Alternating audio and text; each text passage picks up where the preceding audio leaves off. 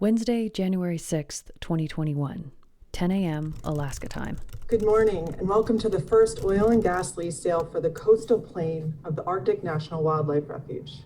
I'm Kate McGregor, Deputy Secretary for the Department of the Interior, and it is my honor to preside over this momentous occasion. Since the early 1980s, pro-oil groups have been advocating for oil and gas drilling in the largest wildlife refuge in the United States. And that whole time, opponents to drilling have been pushing back. But on this day, January 6th, the pro-oil side achieved their goal. A lease sale was held. The rights to drill were sold. Coastal Plain Tract 22, bidder name, Alaska Industrial Development and Export Authority. Amount bid, $1,404,200. Whether you're in favor of drilling in the Arctic National Wildlife Refuge or opposed to it, this was a big day, a historic day even. Amount bid, $1,407,000. But as it turned out, the news of the lease sale was completely overshadowed by a different set of events on the other side of the continent. Just the beginning of taking this country back. A violent mob stormed the U.S. Capitol in an attempt to stop the certification of a free and fair election. Standing and blocking the door, and it's been a tense back and forth for at least half an hour. At this particular spot at the Capitol, I believe similar confrontations are unfolding elsewhere. Understandably, that's pretty much all anybody's been able to think about since. But although the nation's attention has not been focused on the lease sale, what happened that day in Alaska is extremely important, mostly because of what didn't happen. By almost any measure, the lease sale was a flop. No major oil companies participated. After decades of fighting for the right to drill in the refuge, the free market spoke on January 6th, and it more or less said, "We'll pass." But not entirely. Leases were sold this day, and this controversy isn't over. So, to bring you up to speed about the lease sale, and to just zoom out for a minute and recap what this whole battle is about, we've decided to share a conversation I had with David Aaronovitch from the Times of London last week. After the lease sale, the Times got in touch to ask if I could share some of my reporting on their daily news analysis podcast, Stories of Our Times. And they've been kind enough to let us rebroadcast that episode here. This is the story of a finite presidency and a seemingly infinite space. It's like an ocean of grass, and it's incredibly quiet, and it feels safe and just feels like another world. On January the 6th, while supporters of the defeated president stormed the Capitol in Washington, 4,000 miles away in Alaska, an auction was held to sell the right to drill for oil in the Arctic National Wildlife Refuge. Today we are following Congress's direction and fulfilling that commitment to the nation and to Alaskans to develop a responsible oil and gas leasing program. But to preserve the environment, such drilling had been banned for years. Then came Donald Trump. So what lies behind the decision to allow it, and what effects might it have? You're listening to Stories of Our Times from the Times and the Sunday Times. I'm David Aaronovitch. Today, Alaska and the legacy of Trump, drilling for oil in a wildlife refuge.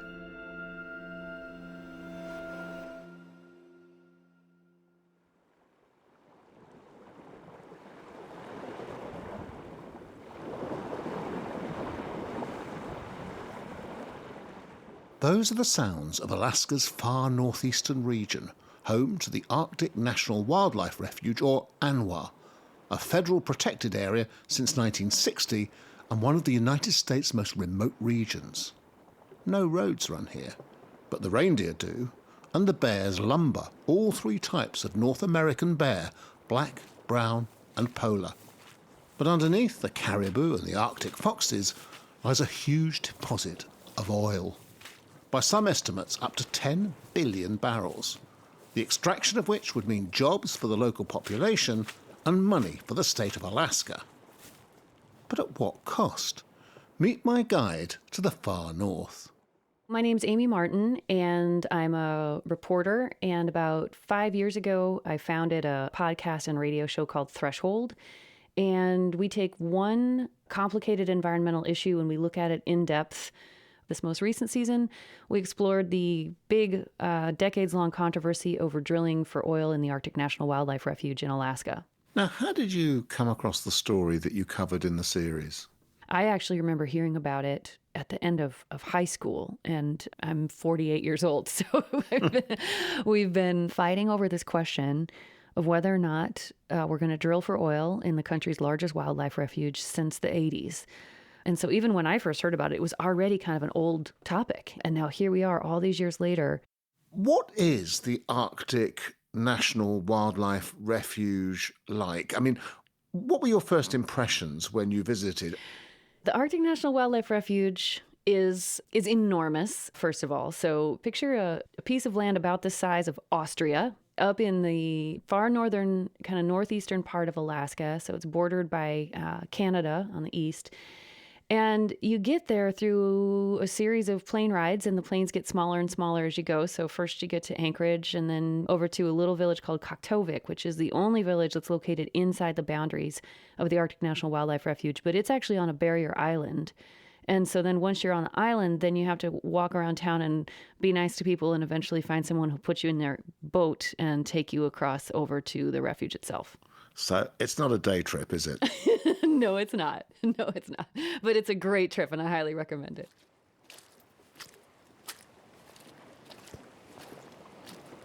When Amy first stepped off the boat onto the shore of the Arctic National Wildlife Refuge, she started to record. We're on a little spit of land, gravelly beach, and a little blustery, windy, dewy, wet. And in front of us is the green tundra of the coastal plain. It's gorgeous. There's a really nice person who let me go with him over in his boat. He, I feel like, described it so well in saying that it's beautiful in its own way. It's not like a beautiful mountain. It's beautiful in a different way. You could say it's strikingly empty right now. it has this beautiful emptiness to it. The coastal plain is, I don't know, I mean, actually maybe the best analog in terms of the UK might be like the moors, but then like times a million, just going on and on and on in every direction. In the distance, you can see the Brooks mountain range that kind of cuts horizontally across the northern tier of Alaska. And it was foggy, it was green and wet. The ground is very, very wet in the summer because it's holding so much ice and snow and water. There's permafrost melting beneath. So it's kind of got this squishy, gloppy kind of feel to it. I didn't happen to see any animals when I was there, but if I had been there in June, I would have seen tens of thousands of caribou. Caribou, or reindeer, are a species of deer that live in the world's most northern lands, across North America, Europe, and Siberia. The porcupine caribou herd, which is one of the healthiest caribou herds left on the planet. This is one of the main places where they come in the early summer and they nurse their calves. Some calves are born there, some calves are born on the journey there, and then eventually they migrate back over the Brooks Range. It's the longest land migration route of any animal on the planet is this herd. At other times you can see wolves, Arctic foxes, wolverines, lynx, moose, every kind of bear. When we were actually on Koktovik in the village, we saw polar bears every day, multiple times a day. It's breathtaking. There's birds from all over the world that go there, but it also is a very quiet and serene kind of place. I think it goes through its seasons, and there's times that I think it's crowded with animals, and other times that it's like just kind of a lonely, windswept, wide open piece of untouched nature. When it comes to human fauna, who lives there? Human fauna, I like that. Alaska Native people have lived in and around this area for a long, long, long time, long before it was Alaska, thousands of years. And right now there are two communities that are really affiliated with this area. There are the Nupiaq people. Historically, people referred to them as Eskimos. That's not really a word they ever gave to themselves. And they tend to live further north up along the coast, and they tend to be more oriented toward the sea. And then Gwich'in people are more inland, and they live just off the southern border of the refuge and on the eastern side. So When the U.S.-Canada border was formed, it cut the Gwich'in Nation in half, and there are Gwich'in people on both sides of that border, and there are Nupiaq people on both sides of that border, I should say, too. So those people have always hunted on this land. They have had communities that traveled through it consistently. The Gwich'in would go up to the coast when the caribou were there, and there's a lot of contact between these two groups, and they have a whole lot in common, but they do have distinct identities and languages and histories. How many of them are there? In Koktovik itself, it's just a village of less than 300 people, and it's one of the bigger villages in the area, if that tells you anything. And then Arctic Village is one of the Gwich'in villages on the southern side, and that's less than 200 people. These are small communities. And what kind of jobs do they do? I imagine they're not the same kinds of occupations as they were 1,000 years ago. This is a really interesting thing about Indigenous life in Alaska. What I heard from people is the whole idea of a cash economy where you go to a job and you get paid money and you need that money to buy things is a pretty new thing up there. But now people absolutely do need money. But there's a whole economy that is outside of the cash economy, which is a huge part of life, which is, hunting and berry picking and preserving food and sharing food. And that economy of neighborliness and community is central to life there. And I think a lot of people focus on that. And then they do other jobs like work in the school or work in the store where you can go buy food that's brought in, or maybe work in some kind of village services. In Koktovik, there's actually a pretty strong tourism economy because it's one of the polar bear capital viewing places of the world. And so, people take tourists out to look at polar bears, or they clean the hotel rooms where they're staying, own the hotels where they're staying. So it's a big patchwork of lots of different types of things. Good morning, and welcome to the first oil and gas lease sale for the coastal plain of the Arctic National Wildlife Refuge. On Wednesday, the 6th of January, events in Washington, D.C. transfixed US and international media. Meanwhile, almost a continent away, Alaska was holding the first lease sale on drilling rights in the wildlife refuge. Today, we are following Congress's direction and fulfilling that commitment to the nation and to Alaskans to develop a responsible oil and gas leasing program, which could result in economic benefits to Alaskans and the nation, as well as contribute to increased domestic energy production and job creation. The sale was made possible by the Donald Trump-sponsored 2017 Tax Cuts and Jobs Act, which included a mandate for drilling in the wildlife refuge. The bottom line is this is the biggest tax cuts and reform in the history of our country. This is bigger than actually President Reagan's many years ago. I'm very honored by it. In addition, we have ANWR. We're opening up ANWR for drilling. They've tried to get that for 40 years. And the push to include drilling in the bill had come from Alaska itself. Senator Lisa Murkowski from Alaska actually spearheaded that effort and made it happen. For us in Alaska, we've had some pretty dark days recently. But with passage of this tax bill, with passage finally, almost 40 years later, to allow us to open up the 1002 area, this is a bright day for Alaska. This is a bright day for America. All right. The 1002 is the part of the refuge being opened up for drilling. And the idea was that this could go into the tax bill because since this is federally owned land, if that land is leased by oil companies for drilling, then theoretically the federal treasury makes money off of that. And so the idea was, okay, we're giving all these tax breaks over here, and then on this side, we're going to get some more tax revenue by opening up this area for drilling. 3 years on from the act being signed, the leases to drill were finally put up for sale. But it wasn't the brilliant success anticipated. No major oil companies showed up. Zero. There were just 3 companies that came, and only 2 of them were actually private companies, and they both made relatively small bids. The main company that bid was actually, in a way, not a company at all. It was an economic development corporation that's owned by the state of Alaska. So the state of Alaska itself bid on the leases that are owned by the federal government. And the lease sale raised $14.4 million. And just to put that number in context, when the tax bill was passed, the Trump administration estimated that the lease sale might generate as much as $1.8 billion with a B. That estimate is over the course of 10 years, so it's possible there could be another lease sale. They could raise some more, but they would have to raise A lot more, because the first lease sale here was, I think it's fair to say it had to have been a major disappointment to anyone who was hoping that this would generate a lot of revenue. So let me get this right, Amy. Back in 2017, they said this refuge where you've not been allowed to drill, well, look, if we do sell leases to drill, we'll get a huge amount of tax benefit to it, which we can spend on the American consumer, the American taxpayer, and so on. But actually, what seems to have happened this week is it's clear that isn't going to happen. Well, it certainly hasn't happened yet. And I think the fact that no major oil companies even expressed any interest at all is very telling that it's not likely to happen. This is an extremely expensive place to drill. There is no infrastructure. There are no roads. There's no access to a pipeline that has to be built.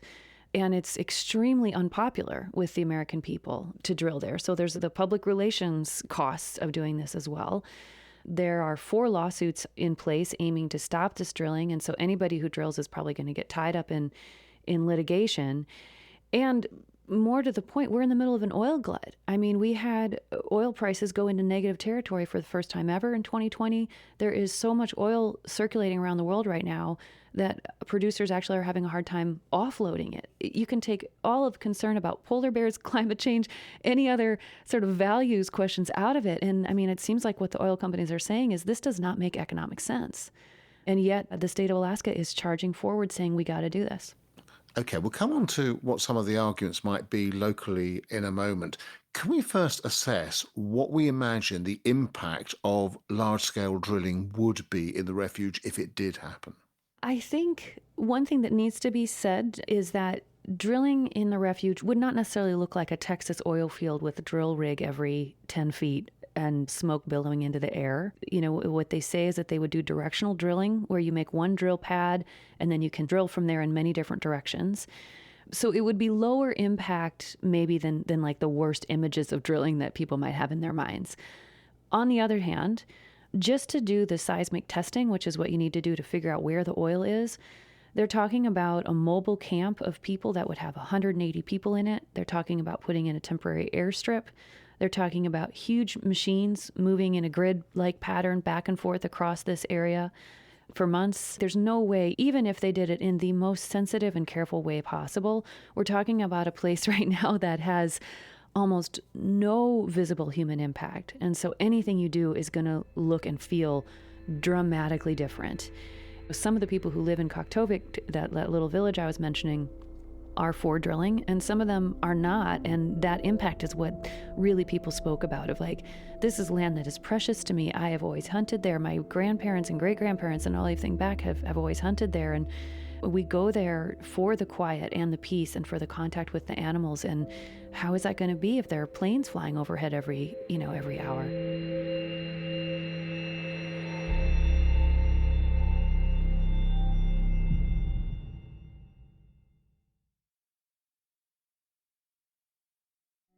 And now we're going back to the second half of this episode from Stories of Our Times, the daily news analysis podcast from the Times of London. The drilling in the Arctic National Wildlife Refuge wouldn't be the first oil mining in Alaska. The state has long been the site of exploitation of its rich natural resources. The story of Alaska really, since Europeans started coming initially to hunt whales off the coast of Alaska, has been wave after wave of people coming to try to get rich off of the resources in this vast territory. So that's been timber and gold and salmon, and most recently oil. 80 to 90% of the state budget of Alaska has historically been funded by oil money. The Prudhoe Bay oil field was discovered in the 70s. It was one of the largest oil fields in the world that had been discovered at that time. And there was a pipeline that was built that's way up in the northern part of the state from the Prudhoe Bay oil field down to the southern port of Valdez, and oil started flowing. And Alaska really, that was what transformed Alaska from being very poor and very rough and tumble place to pulling itself up into what many of us would probably call like more of a modern way of living, at least in the cities. So it's been transformative. Individual families and people have gotten incredibly wealthy from the oil. Companies have. It's provided tons and tons of jobs. And it's really been the backbone of the state budget. Does the state actually disperse money directly to Alaskans on the basis of the oil revenue? Yep, there's a thing called the annual dividend. So based on how much oil is generated, there's a calculation of everybody gets X amount of dollars, maybe $1,000, $2,000, and it gets sent out to every citizen. And people are very, very attached to those dividend checks. That's an amazing thought, that people are sitting at home wondering what the oil dividend they're going to get straight from the state for an industry they don't work in will be that year. Yeah, exactly. And there's no income tax in Alaska. So people have gotten kind of used to this idea that the state pays me, I don't pay the state. Now, of course, there are downsides. And when you mentioned the pipeline that was going from the north down to the southern port of Valdez, I suddenly thought, Valdez, there's a name I know. It's already the largest oil spill in U.S. history. The tanker Exxon Valdez, gouged by a reef, more than 8.5 million gallons poured into Prince William Sound, a prime fishing and recreation area. A 5-mile-long oil slick is moving out to sea. In March of 1989, an oil tanker that had just filled up from the pipeline was heading out to sea, and it ran aground, and it was the worst oil spill in U.S. history at that time, and it remained so up until the Deepwater Horizon disaster. That was in 2010. The Exxon Valdez disaster was an absolute horror show for Prince William Sound. Anyone of a certain age can remember those images of birds and seals and other animals just covered in oil, gasping for breath, and people gathering, trying their best to clean up the beaches and the animals, and it was just a absolute heartbreaking disaster. I mean, I guess I should ask you this, but my perception was not only in the United States, but kind of around the world, it was a reckoning of like, wow, this is what it looks like when it falls apart. Definitely, without any doubt. How do people justify drilling for oil in a wildlife refuge? I guess that sounds like a bit of a naive question, because the answer presumably is money. I think one thing I learned from reporting on this, though, is that sometimes that gets simplified down to something like, so all those people who want this are just evil, greedy people, like Mr. Burns rubbing his hands together up in his office building or something. And I think it's really important to understand what that money really represents for some people, and also the way that the colonization history kind of is an overlay here. Because the Arctic National Wildlife Refuge, when it was founded, there were these huge ideals of like, let's preserve an area large enough that it can be an entire ecosystem intact with all these different animals and plants interacting without humans getting in their way. And it was very appealing to people donning environmental consciousness in the 60s and 70s. But what got left out of that story is there are people who live there. Inupiaq people, Gwich'in people, they already live there, and they already are using that land, and they already have a sense of sovereignty over that land. We live our life on the land, and I grew up off the land. I learned more about respect and how each animal lives and how to respect them and all that. This is Sarah James, a Gwich'in leader from Arctic Village. Because what we know is hunting and fishing, and we had to be out there to do it. I grew up in a good way, and I know what's ours and what's not. And they were not consulted. They weren't consulted when the state of Alaska was formed. They weren't consulted when the pipeline was built. They weren't consulted when this refuge was built. And so even within the conservation movement, there has been an erasure of Indigenous voices. And I think that is an important thing to keep in mind in this story, because for the Inupiaq people who live in the village of Kaktovik, for the people who are trying to figure out ways to provide for education and healthcare and a better life for their children, just like everybody all over the world wants, their options are really limited. And so when someone comes along and says, you know what, there might be hundreds of millions of dollars worth of oil right outside your back door underneath land that has been yours, and they do still have some land claims in some of that area. I mean, I think you can really understand how some people would be like, you know what, we need that. And it's really not up for anybody else to tell us not to do it. One of those who has spoken to Congress in support of the drilling is Fenton Rexford, an Inupiaq man from Kaktovik. We are not an exhibit in a museum, nor should the lands that we have survived and thrived for centuries be locked away for the peace of mind from those from faraway places. This school of thoughts amount to nothing more than green colonialism, a political occupation of our land in the name of environment, while others exploit the idea of wilderness for economic gain. On the flip side, though, the people who probably stand to make the most money off of this are not the people of Kaktovik. It's the oil companies outside of it who are really going to profit, or at least that was the thinking until this lease sale happened, and it looks like none of them are interested. So I think that there is some just straight up, this is how capitalism works. We dig in and we exploit every resource until it's tapped out. But I also think there's something deeper and more complex going on of like, you tell me how to provide for my community and my family then. If I can't do this on land that has always been mine, what am I supposed to do? That is a really interesting point. And I imagine that argument actually plays out between individuals in the community, with people actually coming down in balance on one side or another. It felt like a blessing. I mean, the opportunities for our people have been opened up, and if any development does occur in and around our area, we want to ensure that it is done right. It's not the land that I imagine this place to be. That's not how it is here. They already make enough money. They don't need to come here. Absolutely. And within families, and even people told me, that within themselves, that they can feel that tug and pull in different moments and different phases of their lives. In some ways, to me, what makes this story so fascinating is it really is the overall question that all of humanity is grappling with right now, condensed down into one specific place. Because all of us know that we have to get off oil in order to prevent the worst effects of climate change. We have to. It's obvious. And yet, all of us are using oil all the time, every day, and other fossil fuels. And getting where we know we need to be from where we are is not easy. Amy, of course, there's the arguments that the people there have with each other about whether the drilling should happen. But I imagine there are quite a lot of people who come in from outside, from the state or even further, who have very strong views and want to try and persuade them. In Alaska, there are many people who said, I can't tell you this on record, but here's what happened when I tried to speak up against oil drilling. And I'm talking about like people in villages, Alaska Native people, who felt like maybe their cousin works in the oil industry, maybe their village is primarily funded by oil, and if you stand up and say, I don't want this, then you're essentially kind of taking jobs away from your own family, from your own community. So people were definitely talking about getting pressured to adopt one view or another. You spoke to these people and you've talked about the circumstances as they are now. We're going to have a new president, whatever Donald Trump thinks about it, very shortly. And in fact, by the time this goes out, may already be there. So what effect will the Biden presidency, do you think, have on the question of drilling in the refuge? I think it will be huge for a number of reasons. One is that this whole drilling program moves forward under the Department of the Interior.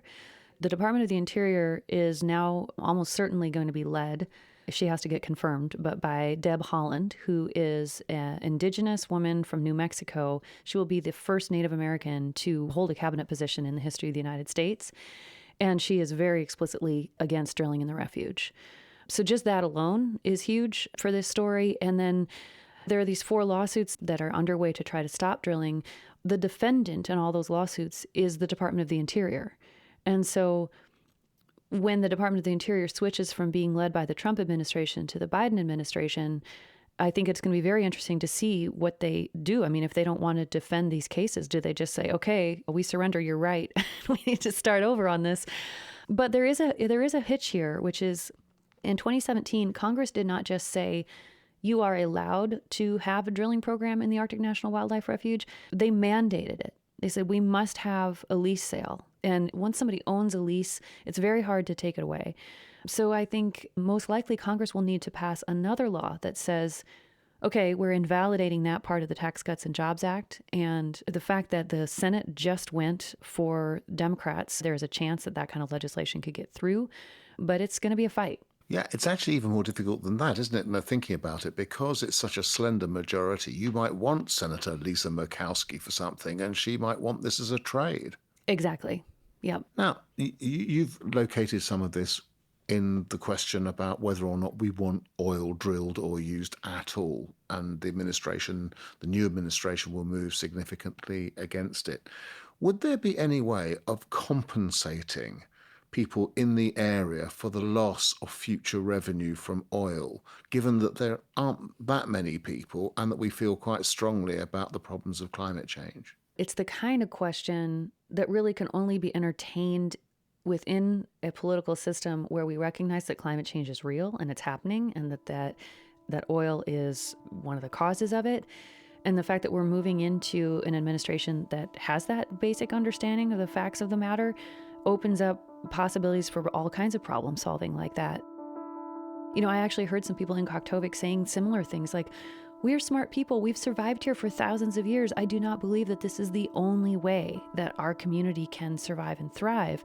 But it has to start with a willingness of that it's worth thinking about and asking that. It starts with basically surrendering, saying like, okay, maybe the oil's not going to happen. So what else can we do?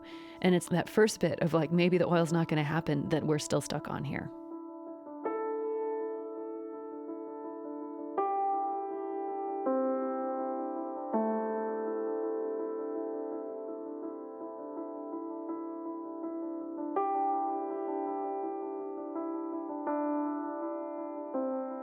You've been listening to Stories of Our Times with me, David Aaronovitch, and my guest, Threshold presenter and producer, Amy Martin.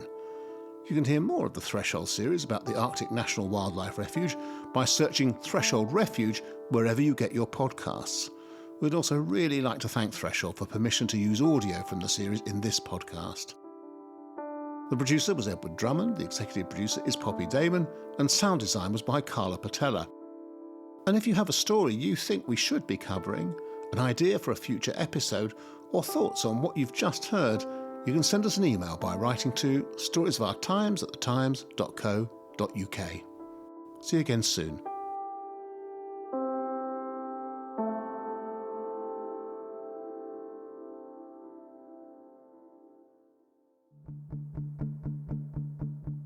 Huge thanks to the Times of London for having me on their show. Special thanks today to Edward Drummond. Stay safe, everybody, and stay tuned.